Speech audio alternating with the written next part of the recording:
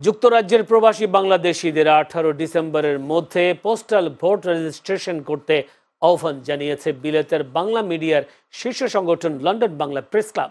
Club কার্যালয়ে অনুষ্ঠিত এক ব্রিফিংয়ে এই আহ্বান জানানো হয়।